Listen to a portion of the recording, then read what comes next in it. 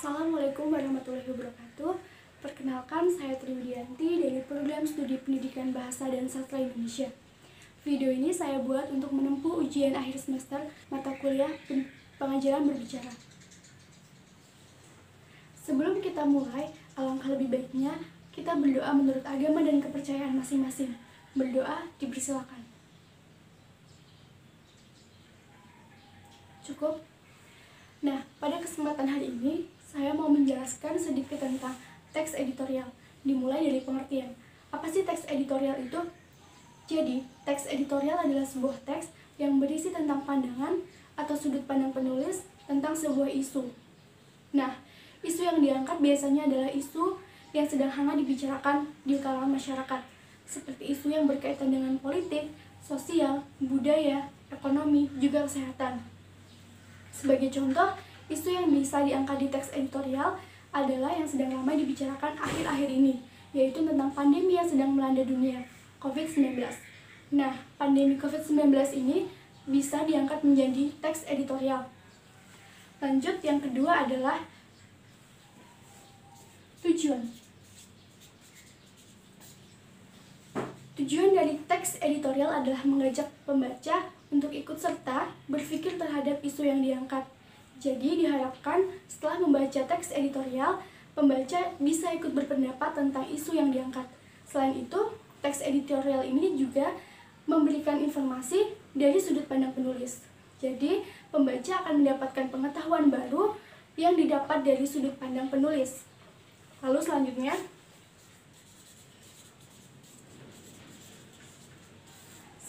adalah manfaat. Manfaat dari teks editorial adalah untuk memberikan informasi, lalu merangsang pemikiran, dan mengajak pembaca untuk bertindak. Sebagai contoh, dalam teks pandemi COVID-19, diharapkan pembaca ikut bertindak setelah membaca, yaitu dengan menjaga kesehatan, serta tetap berada di rumah untuk memutus rantai penyebaran COVID-19. Dilanjutkan dengan fungsi. Apa sih fungsi dari teks editorial? Jadi, fungsi teks editorial adalah tajuk rencana yang umumnya menjelaskan berita dan akibatnya pada masyarakat.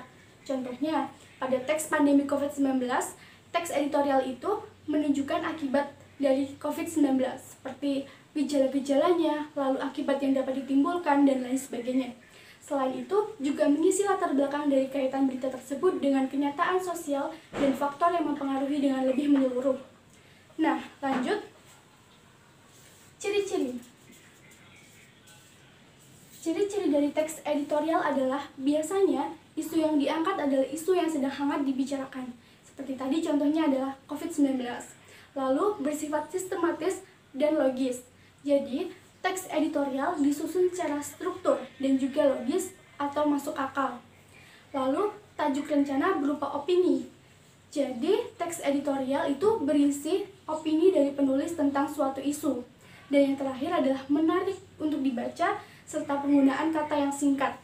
Dalam teks editorial, penulis menulis teks dengan kalimat-kalimat atau kata yang mudah dimengerti dan juga singkat. Dan karena yang diangkat adalah isu yang sedang banyak dibicarakan, teks editorial adalah salah satu teks yang sangat menarik untuk dibaca. Lanjut, struktur. Struktur teks editorial. Struktur teks editorial adalah pernyataan pendapat atau tesis, argumentasi, dan pernyataan atau penegasan ulang. Jadi struktur teks editorial itu ada 3 ya teman-teman. Dan lalu jenis-jenis. Apa saja sih jenis-jenis dari teks editorial?